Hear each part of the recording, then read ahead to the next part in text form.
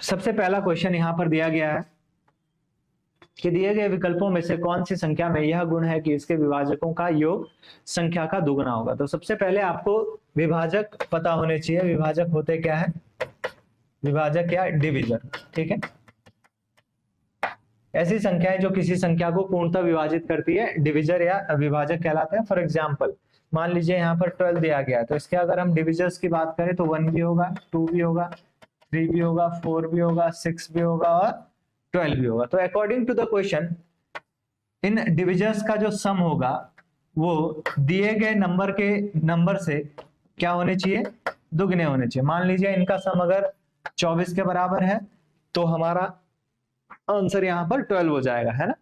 तो अगर हम जोड़कर देखें तो 3 और 2 5 और 6 4 10 16 और 12 28, तो ये 28 हो रहा है जो कि इक्वल नहीं है। तो हमें वो संख्या यहाँ पर ज्ञात करनी है जिसमें डिविजर्स का सम संख्या से दुगना हो। तो अगर हम आंसर की बात करें यहाँ पर तो 28, अगर हम इसके डिविजर्स की बात करें तो 1 भी होगा, 2 भी होगा, इसके बाद 4 7 14 और 28 अपने आप तो डिविजर होगा ही। तो जब हम इसका सम करेंगे तो 7 7 14 28 प्लस 28 56, सम कितना आएगा इसका?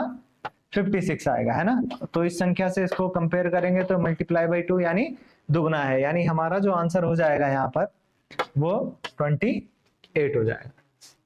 ठीक है, चलिए अगला क्वेश्चन देखते हैं। दिए गए विकल्पों में से विषम चुनिए, ठीक है।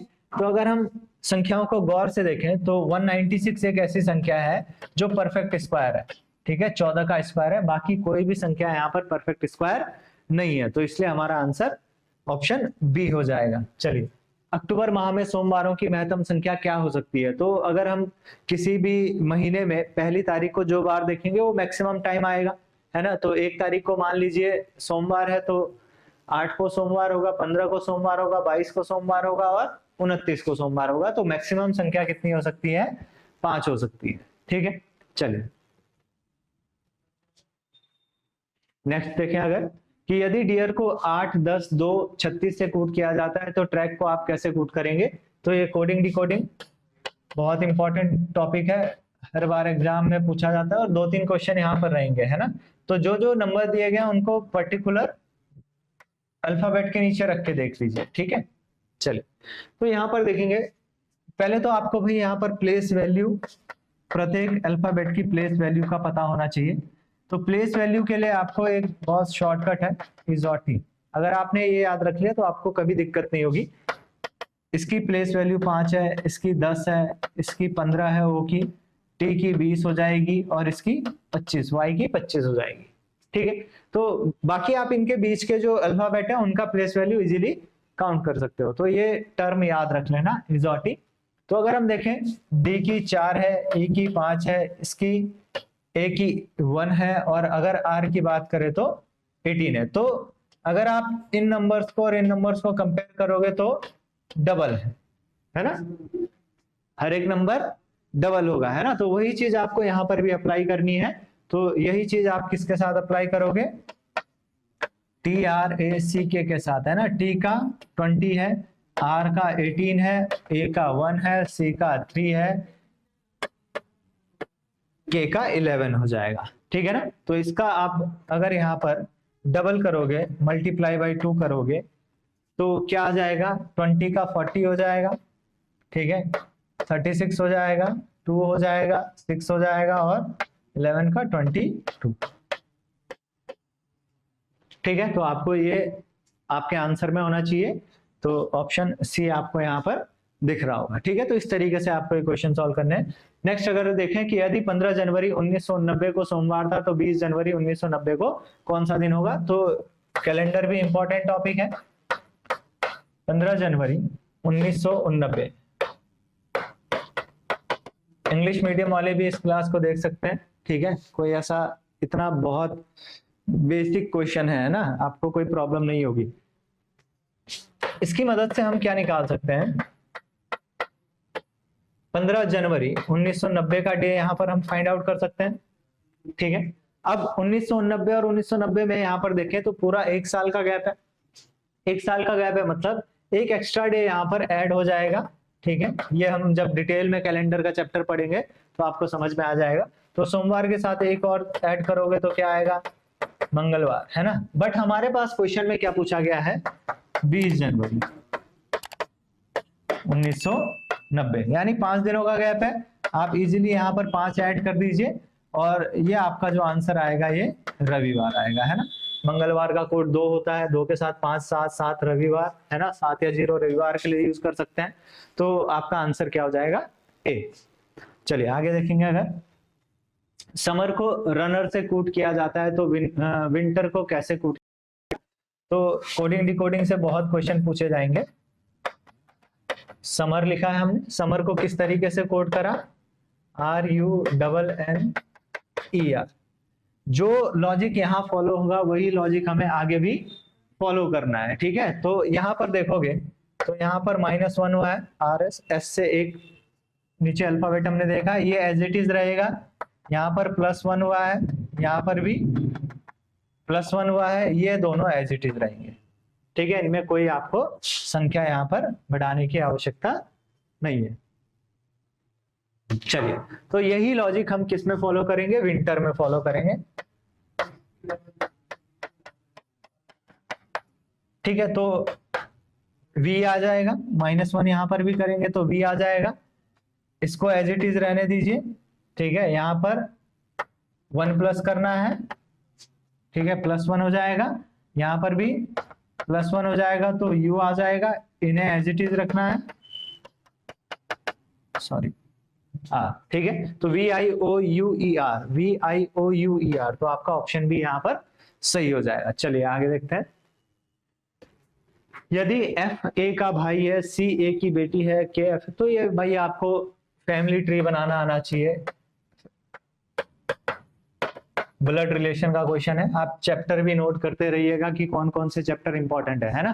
तो फैमिली ट्री बनाने के लिए आप जो जिस जनरेशन में आपको उस जनरेशन में रखने पड़ेंगे, साथ ही साथ आपको मेल और फीमेल को अलग अलग सिंबल से डिनोट करना होगा। मैं यहाँ पर डिनोट कर दे रहा हूँ, मेल को ट्रायंगल से और फीमेल को सर्कल से डिनोट करूंगा।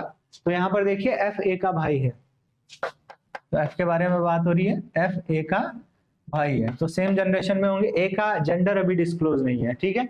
C A की बेटी है, A से एक जनरेशन नीचे आएगी, C A की बेटी है। K F की बहन है, ठीक है, K F की बहन है तो K फीमेल हो जाएगी।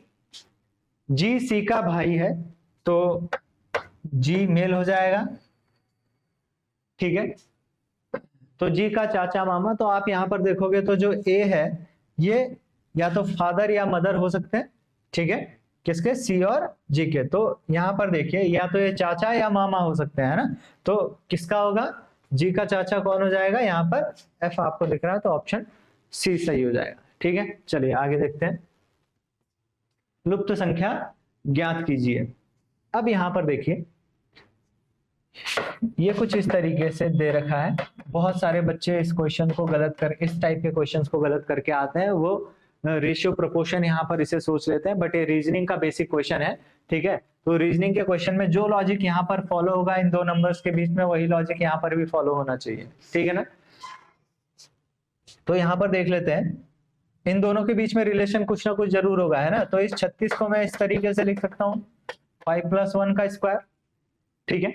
तो वही चीज अगर मैं यहाँ पर भी अप्लाई करूं तो 6 + 1 का स्क्वायर यानी 7 का स्क्वायर, यानी कितना आ जाएगा, 49। तो आपके ऑप्शन में अगर है तो यही सही आंसर आपका हो जाएगा 49, ठीक है। चलिए आगे देखते हैं।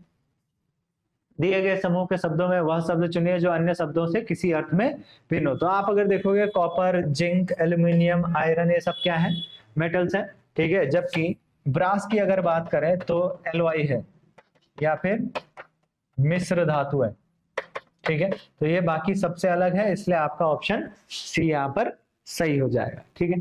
चलिए आगे बढ़ते हैं। यदि a/3 = b/4 = c/7, तो a + b + c का मान ज्ञात कीजिए। बहुत सिंपल क्वेश्चन है, बच्चे इसे थोड़ा मुश्किल समझ लेते हैं। ध्यान रखिएगा ये आपके लिए केवल जो उत्तराखंड UKPSC जो यहाँ पर एग्जाम करवाने वाला है उसमें जो एप्टीट्यूड रीजनिंग का सेक्शन आएगा उसके लिए बहुत महत्वपूर्ण होने वाला है, ठीक है। चलिए, तो मान लेते हैं किसी k के बराबर, मैं इसे रख देता हूँ कांस्टेंट के बराबर, तो यहाँ से कुछ वैल्यूज हमारे पास निकल के आ जाएंगी। a इज इक्वल टू आ जाएगा 3k, b is equal to आ जाएगा 4k और c इज इक्वल टू आ जाएगा 7k। ये वैल्यूज हमें यहाँ पर पता चल गई। अब इसे हम यहाँ पर a plus B plus c divided by c में अगर रख के देखें तो 3k plus 4k plus 7k divided by 7k हो जाएगा। ये हो जाएगा 14k divided by 7k, value कितनी आ जाएगी 2। तो आपका ऑप्शन बी यहाँ पर सही हो जाएगा। चलिए आगे देखते हैं। लुप्त संख्या यहाँ पर ज्ञात करनी है, ठीक है। तो यहाँ पर इन दोनों के बीच में कुछ ना कुछ रिलेशन होगा जिससे नंबर यहाँ पर हमें मिल रहा होगा 16 फॉर एग्जाम्पल, ठीक है। तो यहाँ पर हम अगर देखें 2 रेज टू द पावर 4 कितना होता है 16, 3 रेज टू द पावर 5, हाँ 3 रेज टू द पावर 5 कितना होगा 243, 1 रेज टू द पावर 6 कितना हो जाएगा 1 हो जाएगा, तो 5 रेज टू द पावर 4 कितना हो जाएगा, ये आपको यहाँ ऑप्शन में दिख जाएगा। तो ये 625 आपका यहाँ पर सही आंसर हो जाएगा, ठीक है। चलिए आगे देखते हैं। दी गई आकृति में लुप्त पद ज्ञात कीजिए। तो यहाँ पर ये क्लॉकवाइज डायरेक्शन में हम अगर इसे देखें तो मल्टीप्लाई बाई 1, इसको अगर यहाँ पर देखें multiply by 2, multiply by 3, multiply by 4, multiply by 5, इस तरीके से, ठीक है। आगे देखें अगर यहाँ पर देखेंगे तो क्या करना पड़ेगा मल्टीप्लाई बाई 6 करना पड़ेगा, है ना। तो 6 8 48 यानी 8 सेकंड डिजिट पर होना चाहिए, यानी ऑप्शन सी यहाँ पर से। पूरा सॉल्व करने की आवश्यकता नहीं है ना, आपको ऑप्शन भी देखना आना चाहिए। एग्जाम में हमारे पास बहुत कम समय होगा भाई। चलिए आगे देखते हैं।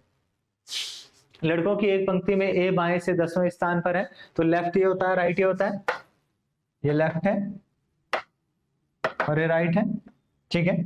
तो ए बाएं से 10वें स्थान पर, मान लीजिए ए है, ये लेफ्ट से 10th पोजीशन पर है, तो ये डिस्टेंस यहाँ पर 10 हो जाएगी। तथा बी दाएं से 9वें स्थान पर, बी की बात करें तो मान लीजिए बी ए है, बी दाएं से 9वें स्थान पर है, तो ये डिस्टेंस 9 हो जाएगी यहाँ पर। ये ए तथा बी अपने स्थान परस्पर बदल लेते हैं, तो क्या होगा यहाँ पर बी आ जाएगा, यहाँ पर ए आ जाएगा, ठीक है। इस तरीके से हो जाएगा, डिस्टेंस सेम होगी भाई, है ना। ये यहाँ तक मान लीजिए बराबर रखना, ठीक है। तो इस तरीके से क्या हो जाना है कि ए बाएं से 15वें स्थान पर, तो ये जो यहाँ से यहाँ तक की डिस्टेंस हो जाएगी ये 15 हो जाएगी, ठीक है। अब यहाँ से यहाँ तक 15 हो गया, देखो डिस्टेंस टोटल तो यही रहेगी, पंक्ति तो यही रहेगी, है ना। यहाँ से यहाँ तक 15, यहाँ से यहाँ तक 9, ये तो 9 ही रहेगा। इन दोनों को अगर हम ऐड कर लें तो 24 हो जाएगा। टोटल डिस्टेंस यहाँ से आ जाएगी, टोटल डिस्टेंस यहाँ से आ जाएगी 24। और अगर कभी भी नंबर निकालना हो तो डिस्टेंस में से -1 कर दीजिए, आपका आंसर आ जाएगा, यानी 23 ऑप्शन है। ये दूसरे फॉर्मूले से भी हो जाएगा, total is equal to left plus right -1, यानी लेफ्ट से पोजीशन प्लस राइट से पोजीशन -1, ये माइनस है -1, है ना। तो लेफ्ट से पोजीशन 15, राइट से पोजीशन 9 -1, तो भी आपका आंसर सेम आएगा, ठीक है।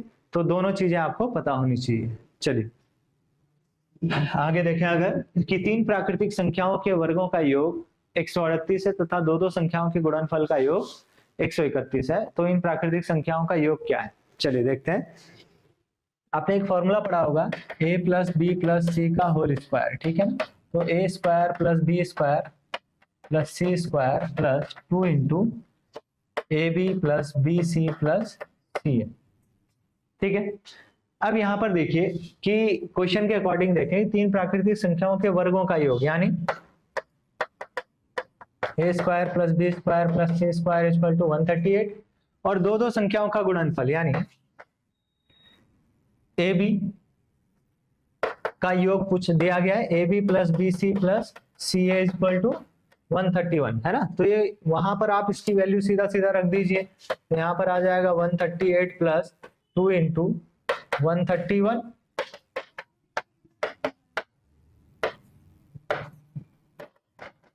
400, ठीक है। ये किसके बराबर है ए प्लस बी प्लस सी के होल स्क्वायर के बराबर। तो ए प्लस बी प्लस सी की वैल्यू √400 हो जाएगी और ये आंसर आ जाएगा 20, है ना। तो आपका सही आंसर यहाँ पर ऑप्शन बी हो जाएगा। चलिए आगे देखते हैं। दी गई आकृति में कुल कितने आयत हैं? तो केवल ये बीच वाले में से हमें निकालना पड़ेगा। आप बहुत सिंपल ट्रिक है इसकी।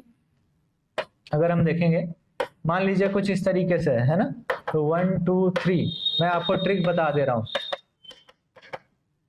यहां से यहां का सम कर लीजिए तो ये 6 हो जाएगा, यहां से यहां का सम कर लीजिए तो 3 हो जाएगा।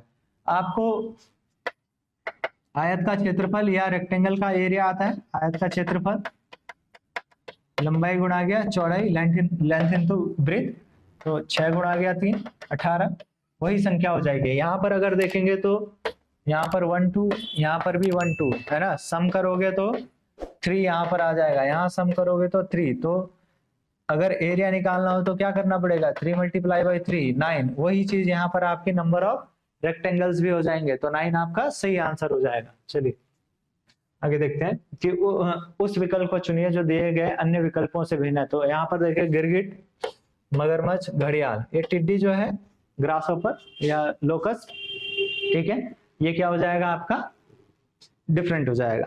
चलिए, जैसे दृश्य रोशनी से संबंधित है उसी प्रकार श्रव्य आवाज से संबंधित होगा। आयोग ने इसे सही आंसर माना है।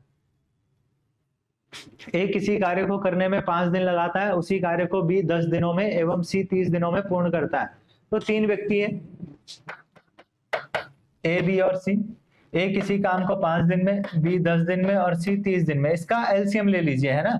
तो इसका एलसीएम लोगे तो 30 आ जाएगा और एलसीएम टोटल वर्क के इक्वल हो जाएगा, ठीक है ना।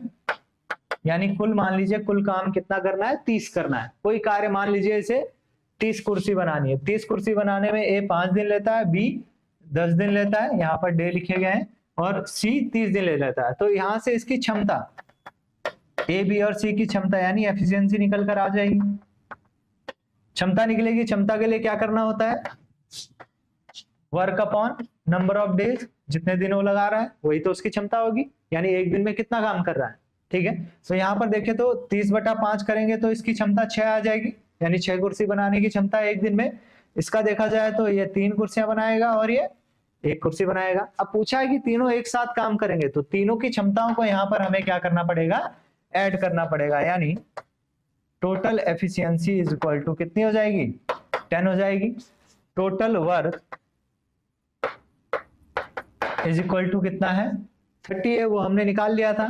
तो नंबर ऑफ डेज अगर निकालने होंगे तो डे इज इक्वल टू क्या हो जाएगा, वर्क अपॉन एफिशिएंसी। वर्क कितना है 30, एफिशिएंसी यानी क्षमता कितनी आ गई कुल, ये यहाँ पर निकाला है 10, तो आंसर हो जाएगा 3। बहुत बेसिक है, मैंने आपको ट्रिक से समझा दिया है। तो इसी तरीके से आपको एग्जाम में चीजें करनी है, समय बहुत कम होगा, ठीक है।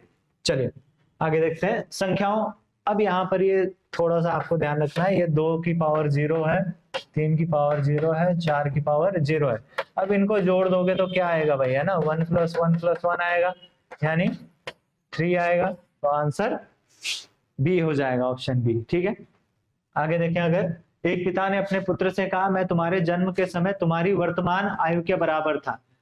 तो जन्म के समय वर्तमान आयु के बराबर था, मान लीजिए अभी की अगर बात करें, वर्तमान की बात करें, तो मान लीजिए वर्तमान में जो बेटा है, पुत्र है, उसकी आयु x है, तो पिता की आयु 2x होगी भाई। बहुत सिंपल सी बात है ये तो, ठीक है। यदि पिता की वर्तमान आयु 38 है, यानी 2x = 38 हो जाएगा। तो x = ये पुत्र की आयु है, ये पिता की आयु है ना, तो ये 19 हो जाएगी।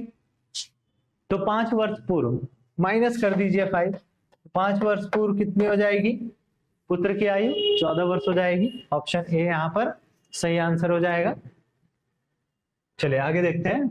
यदि माइनस का अर्थ मल्टीप्लाई, तो आपको सिंबल्स रिप्लेस करने। सब एग्जाम में क्या करना है आपको, इसी तरीके से जैसे यहाँ पर लिखा गया है पूरी लिख लेना, या फिर पेपर में ही आप देख सकते हो। तो पहले मल्टीप्लाई लिखा है तो मल्टीप्लाई को प्लस कर दिया, ठीक है, यानी 40 + 12। प्लस की जगह हमें डिवीजन करना है ना, तो प्लस की जगह डिवीजन यानी 3। माइनस की जगह मल्टीप्लाई करना है तो मल्टीप्लाई 6। और डिवाइड की जगह माइनस कर देना है, तो इस तरीके से हो जाएगा।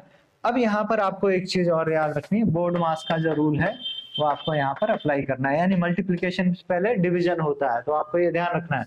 सबसे पहले इसे सॉल्व करोगे तो 4 आएगा, मल्टीप्लाई बाई 6 है ना। अब मल्टीप्लाई करोगे बाकी तो प्लस माइनस है, 24 यानी 40 प्लस 24 माइनस 60 यानी 64 माइनस 60 यानी कितना आ जाएगा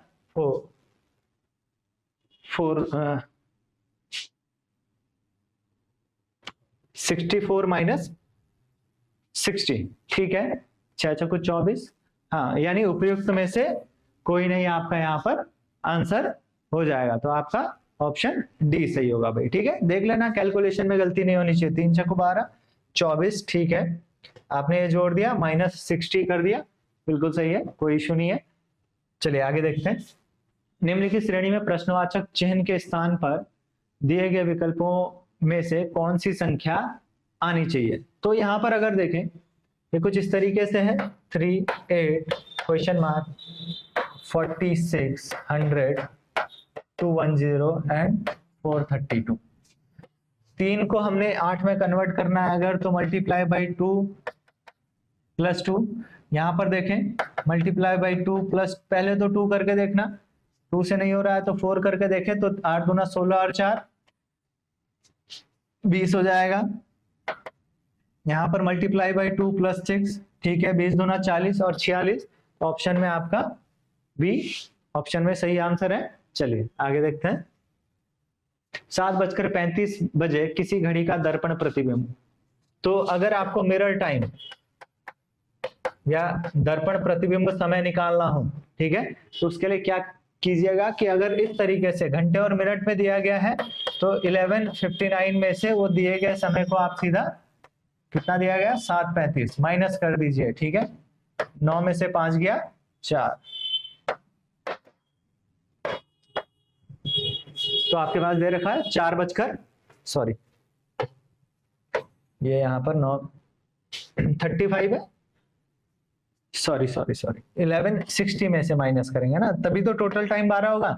11:60 में से माइनस करोगे, देखो एक चीज ध्यान रखना, टोटल टाइम 12 रहेगा। अगर सिर्फ घंटे दिए गए हैं तो 12 में से माइनस करोगे, अगर घंटे और मिनट दिए हैं तो 11:60 में से घंटे मिनट और सेकंड दिए गए होंगे तो 11:59 60 में से आप इसे माइनस कर दोगे, ठीक है ना। तो यहाँ पर सिंपली आ जाएगा 4:25, ठीक है, तो ऑप्शन ए यहाँ पर सही हो जाएगा। चलिए आगे देखते हैं। एक ही समय पर 2 रेलगाड़ियां हरिद्वार से विपरीत दिशाओं में जाती हैं। इन रेलगाड़ियों की गति क्रमशः 65 किलोमीटर और 55 किलोमीटर प्रति घंटा है। कितने मिनटों बाद यह रेलगाड़ी परस्पर 150 किलोमीटर की दूरी पर होंगी। विपरीत दिशाओं में आ रही है ना, तो आपने रिलेटिव स्पीड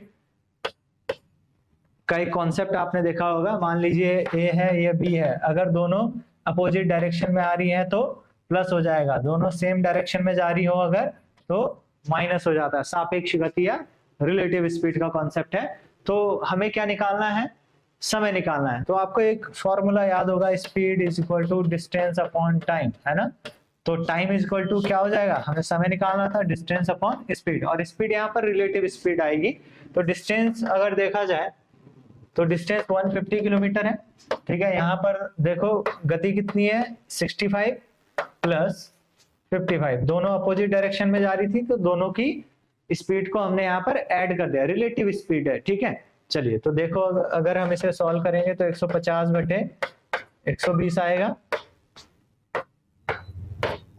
5/4, ठीक है, ये आ जाएगा 5/4 आर। बट हमें आंसर जो है वो मिनट में दे रखा है तो इसे मल्टीप्लाई बाई 60 कर लीजिए, है ना। तो 15 75 मिनट यहाँ पर आंसर आ जाएगा, ऑप्शन बी सही हो जाएगा। चलिए आगे देखते हैं।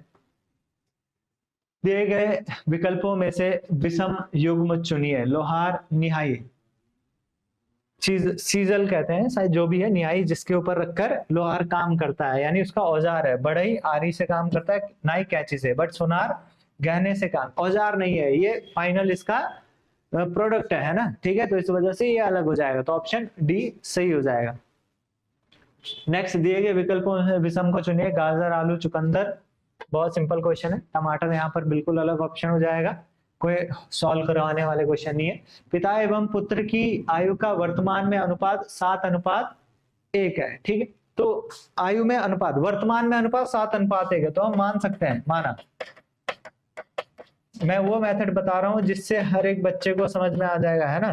पिता की वर्तमान आयु इस अनुपात के हिसाब से 7x हो जाएगी, और पुत्र की आयु देखें, पुत्र की वर्तमान आयु की बात करें तो वो 1 दिया गया है ना, यानी x हो जाएगी। 7 वर्ष बाद की बात करें तो दोनों की आयु में 7 ऐड कर सकते हो, यानी 7x + 7, ये 7 वर्ष बाद पिता की आयु हो जाएगी, और x + 7 ये पुत्र की आयु हो जाएगी, और इसका जो अनुपात होगा वो 5:1 होगा। बस आपको इक्वेशन सॉल्व कर लेनी है। तो ये हो जाएगा 7x + 7 = 5x + 35, ठीक है।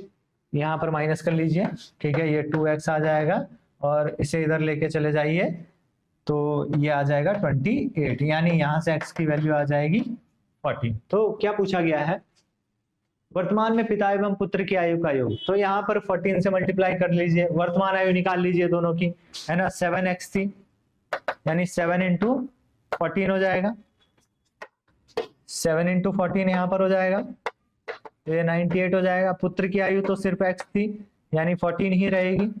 ऐड कर लीजिए, कितना हो रहा है, 112। तो आपका ऑप्शन ए यहाँ पर सही हो जाएगा, फाइनल आंसर, ठीक है। ये वर्तमान आयु है भैया ना, वहां लिखा है जो वर्तमान आयु। चलिए आगे देखते हैं। 2x - 2 × 4 - x is less than 2x - 3 is less than 3x + 3। ये क्वेश्चन कुछ इस तरीके से आप क्या कर लो, सीधा सीधा चारों ऑप्शन में से आप वैल्यू रखना स्टार्ट करो। पहले 5 रखो, फिर 4 रखो, फिर 3 रखो, फिर 2 रखो, ठीक है ना। तो इस तरीके से आपको यहाँ पर सही आंसर मिल जाएगा। आपको रिलेशन पहचाना कौन सा नंबर यहाँ पर x की कौन सी वैल्यू सही होने वाली है, जो इस रिलेशन को फॉलो करे, ठीक है। तो यहाँ पर ऑप्शन डी आपका आंसर हो जाएगा, ठीक है। अगर हम देखें तो 2 × 2 - 2 4 - 2, क्योंकि बाकी को रखोगे तो आपका रिलेशन फॉलो ही नहीं होने वाला है, ठीक है। बड़ी संख्या हो जाएगी 2 × 2 - 3 और 3 × 2 + 3, कुछ इस तरीके से। तो 4 - 4 में से 2 गया 2, 2 दूना 4, तो ये 0 हो जाएगा भाई, यहाँ पर वैल्यू 0 आ जाएगी, ठीक है। 0 इज लेस देन 2 दूनी 4, 4 में से 3 गया 1, इज लेस देन 3 दूना 6 और 3 9, तो बिल्कुल सही है, ठीक है। तो आपका ऑप्शन डी सही हो जाएगा। आगे देखते हैं। 4 सदस्यों ए, बी, सी तथा डी के एक परिवार में डी ए की दादी एवं बी की माता है, जबकि सी बी की पत्नी है। तो सी का ए के साथ क्या संबंध है, ठीक है। तो ये एक परिवार के लोग हैं, डी ए की दादी एवं बी की माता है ना। तो यहाँ पर देखिए डी क्या है, दादी है। मैंने कहा अलग अलग सिंबल से डिनोट करो फीमेल और मेल को। डी ए की दादी है, तो ए कहीं ना कहीं यहाँ पर होगी, और बी की माता है ना, तो ए और डी के बीच में बी होगी, तो बी की माता है। कुछ इस तरीके, जब बी पिता होगा ए का, है ना, तभी तो डी माता होगी बी की, ठीक है ना। तो ये आपको ध्यान रखना। जबकि सी बी की पत्नी है, तो सी बी की पत्नी है मतलब इनके बीच में पति पत्नी का रिलेशन है, बी सी के बीच में। सी का ए से क्या संबंध है, तो सी का ए से क्या संबंध है, सिंपल सी बात है, क्या हो जाएगा, मदर का रिलेशन हो जाएगा। बहुत सिंपल क्वेश्चन है। आगे देखते हैं। -1 श्रेणी सीरीज दे रखी है, -1 0 3 8। तो आप इसे करके देखिए, तो इस तरीके से आपको ध्यान रखना है। ये थोड़ा इंपॉर्टेंट क्वेश्चन इसलिए है, यहाँ पर +1 ऐड कर लीजिए, ठीक है, जोड़ दीजिए तो 0 आ जाएगा। यहाँ पर +3 ऐड कर दीजिए तो 3 आ जाएगा। यहाँ पर +5 ऐड कर दीजिए तो 8 आ जाएगा। अगर हम यहाँ पर +7 करते हैं, ठीक है, तो क्या आ जाएगा आपका 15 आ जाएगा। तो सीधा सीधा आपको आंसर यहाँ पर मिल गया, 1 3 5 और 7। तो ऑप्शन बी यहाँ पर सही हो जाएगा। बट ये क्वेश्चन तब मुश्किल हो जाता जब यहाँ पर अभाज्य संख्याओं वाला कॉन्सेप्ट आपके पास आता, तो यहाँ पर 1 ना होकर सीधा 2 पूछ लेते, है ना। तो ये ध्यान रखना, प्राइम नंबर थोड़ा आपको पढ़ना है। एक निश्चित कोड भाषा में 123 का अर्थ हॉट फिल्टर्ड कॉफी, ठीक है ना। हॉट फिल्टर्ड कॉफी, इसका कोड क्या है 123, ठीक है। 365 का कोड क्या है वेरी हॉट डे। तो इन दोनों में कोई सेम है वर्ड, ठीक है। तो यहां पर देखोगे तो हॉट हॉट क्या है सेम है, इनमें भी एक नंबर सेम है, 3 सेम है, यानी तो चीजें यहां पर लिख देंगे। हॉट के लिए कौन सा नंबर है यहाँ पर 3, ठीक है। आगे देखते हैं 589। अगर हम 589 की बात करें तो 589 के लिए डे एंड नाइट यहां पर लिखा गया है,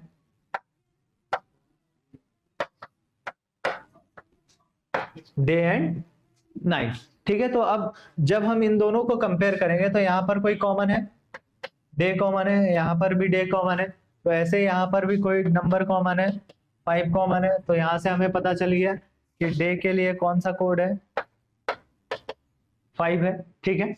और इसके बाद भी और कुछ दे रखा है, तो कौन सा अंक वेरी को दर्शाता है, वेरी को दर्शाता है, ठीक है। तो यहाँ पर आपका सिंपल सा है ना, आपको 6 पता चल जाएगा, ठीक है ना, क्योंकि 5 तो किसके लिए हो गया डे के लिए है ना। वेरी कहाँ पर लिखा है, वेरी ये है ना यहाँ पर, तो यहाँ पर हमें दोनों चीजें पता है, हॉट भी पता है डे भी पता है, तो बचा क्या वेरी, है ना। तो आपका आंसर बी हो जाएगा, ठीक है। तो इस तरीके से आपको क्वेश्चन सॉल्व करने होते हैं। नेक्स्ट अगर हम देखें, दिए गए विकल्पों में से कौन सा एक विकल्प निम्नलिखित शब्दों का एक सार्थक क्रम बनाएगा। तो अगर हम इन्हें अच्छे से ऑब्जर्व करें तो सबसे पहले सदस्य की बात करते हैं, तो पहले नंबर पर ये आ जाएगा, मैं यहाँ पर 1 2 3 करके लिख रहा हूँ, है ना। पहले नंबर पर ये आ जाएगा। सदस्य के बाद अगर हम बात करें तो परिवार की बात होती है, ठीक है। सदस्य के बाद क्या होगी, परिवार की बात होगी, फैमिली, फैमिली के बाद कम्युनिटी की बात करेंगे, समुदाय की बात करेंगे, उसके बाद मोहल्ले की बात करेंगे, फिर राष्ट्र की बात करेंगे। कुछ ऐसे क्वेश्चन सॉल्व हो जाएगा, है ना। तो सबसे पहले में 3 आएगा, फिर 1 आएगा, फिर 2 आएगा, फिर 4 आएगा और फिर ये 5, है ना। यानी आपका ऑप्शन भी यहाँ पर सही हो जाएगा। तो ये आसान क्वेश्चन होते हैं, इनमें गलती करने का चांस नहीं बनता। हमारे देश का स्वतंत्रता दिवस 1988 में बुधवार को मनाया गया था, यानी यहाँ पर दिया गया है कि 15 अगस्त 1988 को अगर बुधवार है, क्वेश्चन का मतलब ये है, ठीक है। तो 1989 में यह किस दिन मनाया जाएगा, यानी 15 अगस्त 1989 को कौन सा दिन होगा, ये हमें निकालना, ठीक है। अगर हम गैप की बात करें तो 1 साल की गैप, 1 साल का गैप है, तो लीप ईयर नहीं है, नॉर्मल ईयर है, ठीक है ना। देखो अगस्त से अगस्त तक जाना है, फरवरी के बारे में यहाँ पर कोई सी भी बात नहीं हुई है, ठीक है। तो आपको ध्यान रखना है, जब भी फरवरी काउंट ना हो, ठीक है, तो लीप ईयर का कॉन्सेप्ट नहीं आएगा, ठीक है। तो सीधा सीधा क्या कर लोगे, 1 साल का गैप है तो 1 ऐड कर लीजिए, तो आपका आंसर आ जाएगा बृहस्पतिवार, यानी थर्सडे, है ना। तो थर्सडे आ गया, ऑप्शन सी सही हो जाएगा यहाँ पर। आगे देखते हैं, दिए गए विकल्पों में से शब्द के उस विकल्प को चुनिए जो कंसल्टेशन शब्द के अक्षरों से नहीं बनाया जाता है। आपको इन क्वेश्चंस में क्या करना है, जो अल्फाबेट इसमें सम्मिलित नहीं होगा, अगर उससे संबंधित कोई शब्द है यहाँ पर, तो वो नहीं बनाया जा सकता है। मान लीजिए कांस्टेंट की बात करें तो CONS, T भी है, A भी है, N भी है और फिर से T भी है ना, तो ये भी है। नेशन की बात करें तो 2 N है, A भी है, T भी है, I भी है और O भी है। सल्यूट की बात करें तो S भी है, यहाँ पर A भी है, L भी है, U भी है, T भी है, जबकि E यहाँ पर नहीं है, तो ये आपका सही आंसर हो जाएगा, ठीक है। तो ऑप्शन सी सही हो जाएगा। एक पंक्ति में राजू बाएं से 8वां है एवं रामू के बाएं से 9वां है, ठीक है। अंग्रेजी में भी पढ़ लेना ताकि आपको दिक्कत ना हो। Raju is 8th from left end is 9th to the left of Ramu, Ramu के बाएं से 9वां है। तो राजू देख लीजिए भाई, राजू को बना लेते हैं ना। राजू यहाँ पर है, ये मान लीजिए ये राजू है, ये बाएं से, ये लेफ्ट हैंड है, बाएं से 8वां है, तो बाएं से 8वें स्थान पर है। एवं रामू के बाएं से 9वां है, तो रामू कहीं फिर दाएं साइड होगा इसके, है ना। तो ये मान लीजिए ये रामू है, रामू के बाएं से 9वां है, तो यहां से यहां तक की डिस्टेंस 9 हो जाएगी। जो कि दाएं से 5वां है, ये जो रामू है ये दाएं से, ये राइट हैंड है, दाएं से 5वां है, ठीक है। पंक्ति में कितने विद्यार्थी हैं, टोटल डिस्टेंस ऐड कर दीजिए, 9 और 8 17 और 5 22, टोटल डिस्टेंस 22। टोटल डिस्टेंस हो जाएगी, ये हो जाएगी आपकी 22। ये तरीका मैं आप लोगों को बहुत अच्छे से समझाऊंगा, है ना, कभी इस पर मैं क्लास बना लूंगा। तो टोटल डिस्टेंस 22 है, तो नंबर क्या हो जाएगा 22 - 1 यानी 21। तो आपका सही आंसर हो जाएगा ऑप्शन सी 21। चलिए आगे देखते हैं। दो संख्याओं का अनुपात 2:5 है, यदि प्रत्येक में 16 जोड़ा जाता है तो यह अनुपात 1:2। सिंपल सी बात है, जब भी आपके पास इस टाइप के क्वेश्चन आए, जो स्टार्टिंग में जो आपको रेशियो दे रखा है, सीधा संख्याएं मान लीजिए, तो संख्याएं क्या हो जाएंगी, नंबर्स क्या हो जाएंगे, एक तो 2x हो जाएगा और एक 5x हो जाएगा, तो इनका भी रेशियो 2:5 है, ठीक है। यदि प्रत्येक में 16 जोड़ दिया जाए, यानी 2x + 16 डिवाइडेड बाई 5x + 16, तो ये रेशियो 1/2 हो जाएगा। कैलकुलेशन बहुत अच्छे से स्ट्रॉन्ग होनी चाहिए आपकी, है ना, जोड़ने घटाने में आपको कोई प्रॉब्लम नहीं होनी चाहिए। तो और बहुत बेसिक क्वेश्चन पूछे जाते हैं भाई, है ना। तो ये इसका यहाँ मल्टीप्लाई कर लीजिए, इसका यहाँ मल्टीप्लाई कर लीजिए, 4x + 32 = 5x + 16। 4 को इधर लेके आ जाइए, इसको इधर लेके आ जाइए, तो ये x हो जाएगा और ये 16 हो जाएगा। तो x की वैल्यू हमें यहाँ पर मिल गई, ठीक है। What are these numbers? तो these numbers क्या हो जाएंगे, नंबर्स तो ये थे भाई एक्चुअल में हमारे पास, तो 2 गुणा गया 16 कितना हो जाएगा 32, और यहाँ पर 5 गुणा गया 16 यानी 16 × 5 = 80, है ना, 80 हो जाएगा, ठीक है। 16 × 5 = 80, तो ये आपके ऑप्शन में दिख रहे होंगे 32 और 80, तो ये आपका सही आंसर यहाँ पर हो जाएगा। चलिए आगे देखें। इस क्वेश्चन को अगर हम यहाँ पर देखें तो 2 × 3 या 2 * 3 10 के बराबर दे रखा है, 7 * 2 63 के बराबर दे रखा है, ठीक है। आगे देखें तो 6 * 5 66 के बराबर, 8 * 4 96 के बराबर, तो 9 * 7 की वैल्यू हमें यहाँ पर निकालनी है, ठीक है। तो पहले मल्टीप्लाई करके देखेंगे, 3 दूना 6 7 दूना 14, कोई चांस ही नहीं है, ये लॉजिक तो नहीं लगेगा यहाँ पर। इसके बाद अगर हम कुछ देखें, मान लीजिए इसे a मान लीजिए, इसे b मान लीजिए, ठीक है ना। तो a² + a × b करके देखें, मतलब 2 का स्क्वायर प्लस 2 गुणा गया 3, तो 2 का स्क्वायर 4 + 6 10, यहाँ तक तो ठीक है, यानी ये सही है। यहाँ पर भी अप्लाई करके देखें अगर, तो 7 का स्क्वायर प्लस 7 × 2 यानी 49 + 14, अगर हम देखें तो 63, ठीक है, ये लॉजिक लग जाएगा यहाँ पर। तो हमें क्या करना है, यहाँ पर 9 का स्क्वायर करना है ना, ठीक है। तो 9 का स्क्वायर हो जाएगा 81 प्लस a × b करना था, यानी 9 × 7 = 63, तो 9 × 7 63 ऐड करके देखो तो कितना हो जाएगा, ये 144, ठीक है। तो ऑप्शन बी यहाँ पर सही आंसर हो जाएगा। चलिए आगे देखते हैं। दी गई तालिका में लुप्त मान हमें यहाँ पर ज्ञात करना है, ठीक है। तो 25 81 49 25 144 60 144 225 289, तो यहाँ पर तो कुछ चीजें हमें साफ साफ नजर आ रही हैं भाई। ये 12 का स्क्वायर है, ये 15 का स्क्वायर है, ये 17 का स्क्वायर है, ये 5 का स्क्वायर है, ये 9 का स्क्वायर है, ये 7 का स्क्वायर, ठीक है ना। चलिए तो अब यहाँ पर देखिए 12 × 5 = 60, ये 60 कैसा है 12 × 5, ये 135 कैसा है 9 × 15 15 × 135, तो ऐसे 17 × 7 यहाँ पर कर देंगे, है ना। यहाँ पर अगर देखोगे तो ये 17 × 7 यहाँ पर हो जाएगा, तो ये आंसर आपका आ जाएगा 119, ठीक है। नेक्स्ट क्वेश्चन देखते हैं। 480 मीटर लंबी एक रेलगाड़ी एक खंबे को 32 सेकंड में पार करती है, तो रेलगाड़ी की गति, ठीक है, स्पीड निकाल लीजिए पहले। Speed equal to distance upon time. तो खंबे को पार कर रही है तो बाकी खंबे की कोई अपनी डिस्टेंस नहीं मानी जाती है यहाँ पर, यानी चौड़ाई कुछ मानी नहीं जाती है रेल के कंपैरिजन में, इसलिए डिस्टेंस जो रेलगाड़ी की लंबाई होगी उसे ही मान लेंगे। तो 480 मीटर में निकाल रहे हैं अभी, है ना, मीटर पर सेकंड 32 ये हो जाएगा, ठीक है। 8 से डिवाइड कर दीजिए और ये आ जाएगा 15, ठीक है। तो 15 मीटर पर सेकंड।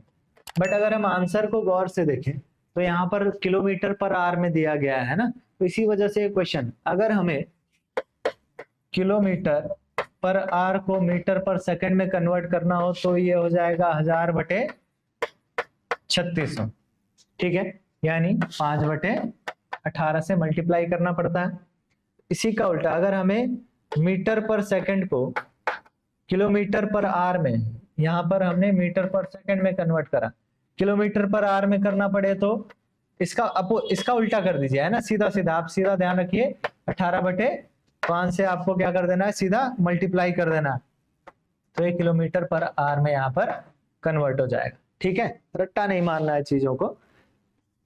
तो यहाँ पर 15 मीटर पर सेकंड है, इसे किलोमीटर पर आवर में कन्वर्ट करने के लिए 18/5 से मल्टीप्लाई कर देंगे, तो ये आ जाएगा 54 किलोमीटर पर आवर। तो आपके पास ऑप्शन सी यहाँ पर सही हो जाएगा। चलिए आगे देखते हैं कि दी गई श्रृंखला में क्यू के स्थान पर क्या आएगा, 6 और 2 8, ठीक है, 8 और 9 17। अच्छा, ये ऑल्टरनेट सीरीज का क्वेश्चन यहाँ पर बनेगा, ठीक है, आपको देखना है ऑल्टरनेट सीरीज के हिसाब से इसे सॉल्व करेंगे। इस तरीके से देखिए, ठीक है। तो अगर हम देखें यहाँ पर 6 11, 11 और 6 17, 17 और 11 28, 28 और 11 39, है ना। तो ऑप्शन डी यहाँ पर सही आंसर हो जाएगा। चलिए आगे देखते हैं। 0.01 प्लस 0.01 का होल स्क्वायर, है ना, का मान क्या होगा। बहुत सिंपल, कुछ नहीं करना है भाई, है ना। इसमें प्रॉब्लम होगी कुछ बच्चों को, शायद होनी नहीं चाहिए, ठीक है।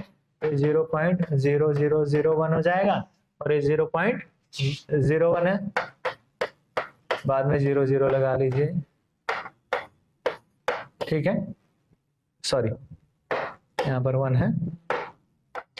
तो ये ऑप्शन ए आपका सही आंसर यहाँ पर हो जाएगा।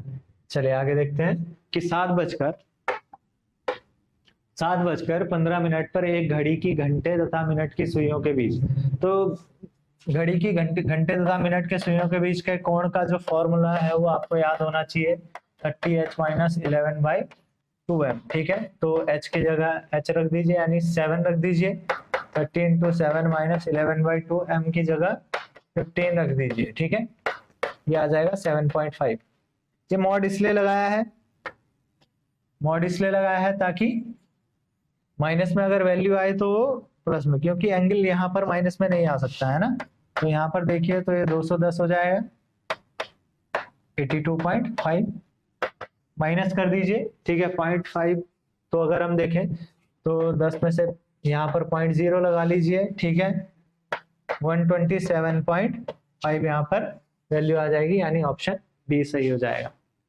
चलिए आगे देखते हैं। 1 से 100 के मध्य कितनी अभाज्य संख्या है। ध्यान रखिए भाई, है ना, 1 से 50 के बीच की अगर अभाज्य संख्या, यानी प्राइम नंबर्स के बारे में अगर बात करें तो 15 होती है, और 1 से 100 के बीच में 25 होती है, याद होना चाहिए आपको, ठीक है। प्राइम नंबर होता क्या है, जिनके 2 फैक्टर्स हों, ठीक है, 2 गुणनखंड हो, ठीक है, वह क्या होती है, केवल 2 गुणनखंड, 2 गुणनखंड केवल 2 गुणनखंड, ओनली 2 फैक्टर्स हों जिसके, ठीक है। चलिए ये डिटेल में देखेंगे कभी। चलिए, एक आदमी एक बिंदु से 5 मीटर पूर्व की तरफ चलता है। मान लीजिए कोई बिंदु यह है, यहाँ से 5 मीटर पूर्व की तरफ चला। डायरेक्शन मार्क करना जरूरी है, ठीक है, जहां से स्टार्ट करते हो। 10 मीटर अपने दाएं चलता है, ठीक है, मान लीजिए ये 5 मीटर है, ये 5 है, ये 10 हो गया। जब फेस आपका पूर्व की तरफ है तो जो राइट होगा, राइट का मतलब होता है क्लॉकवाइज डायरेक्शन में, अगर ठीक है कहीं पर भी आप ध्यान रखिए इस चीज को, तो 10 मीटर दाएं चलता है। इसके बाद वह लगातार अपने बाएं तरफ मुड़कर 10 बाएं, अगर फेस साउथ में तो बायां कहाँ होगा, पूर्व की तरफ, तो 10 5 और 10, ठीक है लगातार चलता है तो 10, तो इसके बाद 10, फिर आप ध्यान रखना भाई है ना, 10 5 और 10, तो फिगर आपका सही होना चाहिए। अगर ये यहाँ से यहाँ तक 10 है तो ये इसको छोटा होना चाहिए, ठीक है। मैं इसको सही से बना लेता हूँ ताकि आपको प्रॉब्लम ना हो। यहाँ पर देखिए कि 5 मीटर पूर्व की तरफ चला, 5 मीटर पूर्व की तरफ, फिर अपने दाएं मुड़ा तो 10 मीटर चला, फिर बाईं ओर लगातार 5, और फिर इसके बाद फिर से बाएं आएगा तो फिर से 10 मीटर। तो इस तरीके से ये 5 है, ये 10, ठीक है। ये टोटल डिस्टेंस यहाँ से यहाँ तक 10। चलिए अब क्या पूछा है कि वह प्रारंभिक बिंदु से कितनी दूरी पर, तो प्रारंभिक बिंदु तो ये है भाई, है ना, प्रारंभिक बिंदु तो ये है। तो प्रारंभिक बिंदु से अगर हम देखें तो प्रारंभिक बिंदु से ये डिस्टेंस हमें यहाँ पर निकालनी है, बहुत ध्यान से देखना, ठीक है। यानी कुछ इस तरीके से हमारा ट्रायंगल यहाँ पर बनेगा जिसमें ये तो 5 होगा, ठीक है, क्योंकि ये टोटल डिस्टेंस 10 थी, ये 5 थी, तो ये 5 हो जाएगा, तो 5 ये हो गया, ये भी 5 है, तो ये वैल्यू हमें निकालनी है। मान लीजिए x, तो पाइथागोरस थ्योरम लगा लीजिए, तो x स्क्वायर इक्वल टू 5 का स्क्वायर प्लस 5 का स्क्वायर, 25 प्लस 25, है ना, 25 को कॉमन ले लीजिए और 25 गुणा 2 वाली बात हो जाएगी, है ना, तो x इक्वल टू √25 इंटू 2 हो जाएगा, यानी 5√2 वैल्यू आपकी यहाँ पर आ जाएगी, तो ऑप्शन सी सही हो जाएगा, ठीक है। आगे देखते हैं, श्रेणी 8 13 20 29 40 का अगला पद क्या होगा। 8 और 5 13, अगर हम यहाँ पर देखें 8 प्लस 5 13, 13 प्लस 7 20, 20 प्लस 9 29 प्लस 11, और आगे अगर देखेंगे तो प्लस 13, है ना, तो 53, सॉरी 53, तो 53 आपका यहाँ पर सही आंसर हो जाएगा। 40 के साथ आपको 40 के साथ आपको 13 ऐड करना है, तो ये 53 आपका आ जाएगा, ठीक है, तो ये सही आंसर हो जाएगा। आगे देखते हैं, वो कुछ आसान क्वेश्चंस आपको यहाँ पर दिखेंगे भाई। निम्नलिखित आकृतियों में से कौन सी आकृति अन्य आकृतियों से भिन्न है, ठीक है। तो 1 2 और 3 को देखेंगे तो यहाँ पर भी एक ही सर्किल है, यहाँ पर भी एक ही सर्किल है, यहाँ पर भी एक ही सर्किल है, बट जैसे ही आप फोर्थ वाली आकृति को देखोगे यहाँ पर 2 सर्किल हो गए, यानी ऑप्शन 4 हमारा सही होगा, तो यानी ये हमारा आंसर आ जाएगा।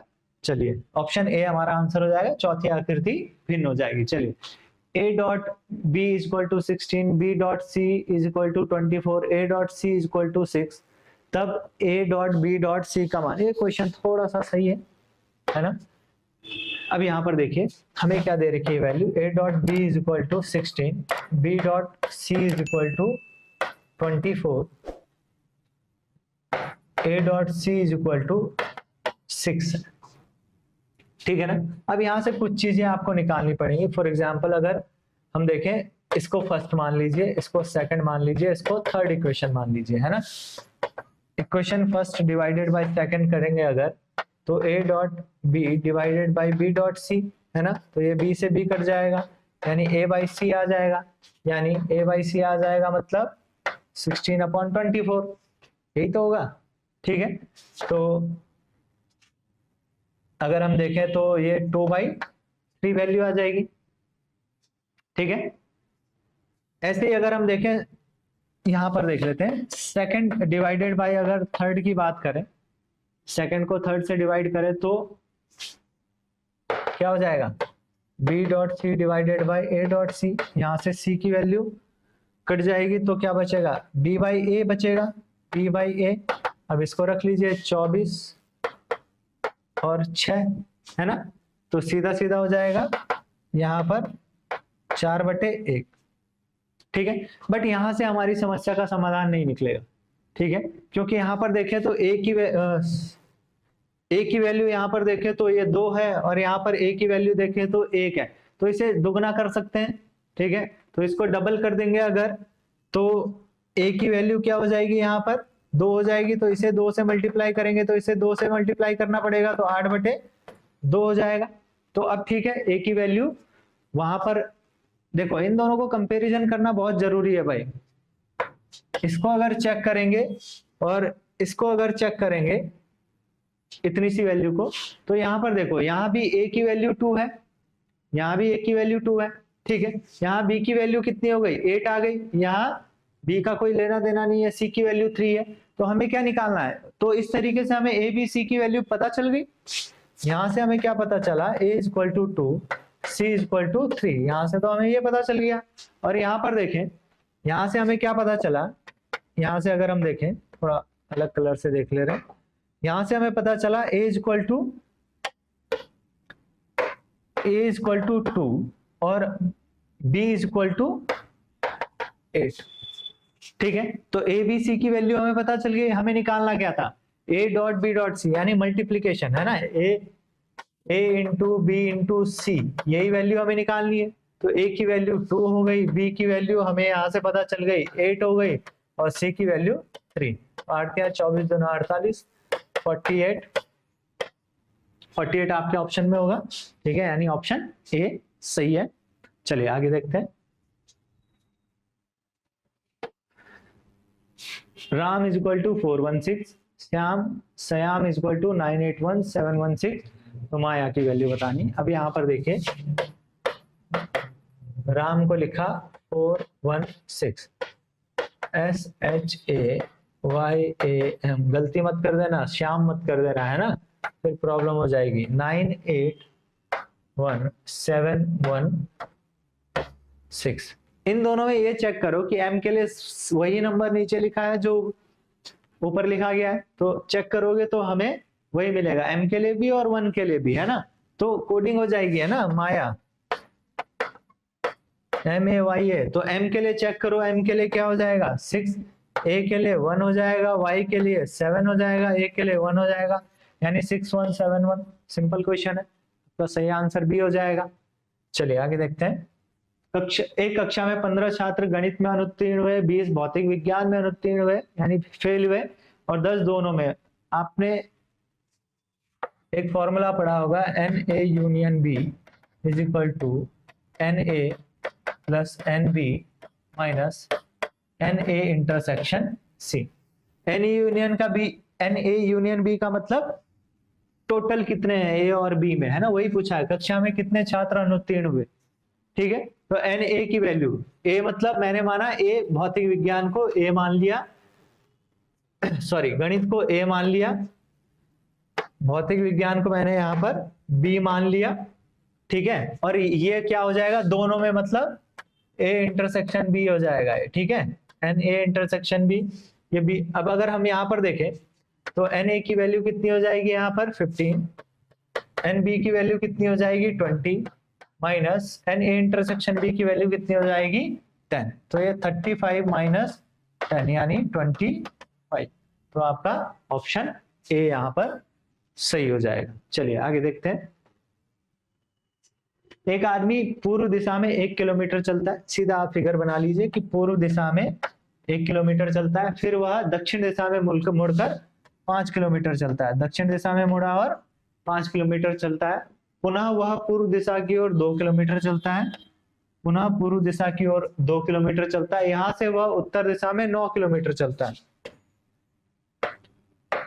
मान लीजिए 9 किलोमीटर चलता है। अब वह अपने प्रारंभिक स्थान से कितनी दूरी पर है, तो यहां पर देखोगे अगर आप,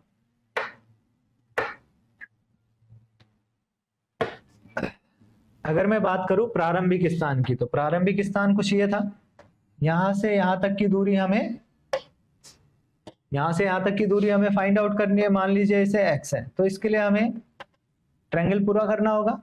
ये 2 था तो ये भी 2 होगा, और ये टोटल डिस्टेंस की अगर हम यहां से यहां तक की बात करें तो ये कितना हो जाएगा 2 + 1, ये 3 हो जाएगा।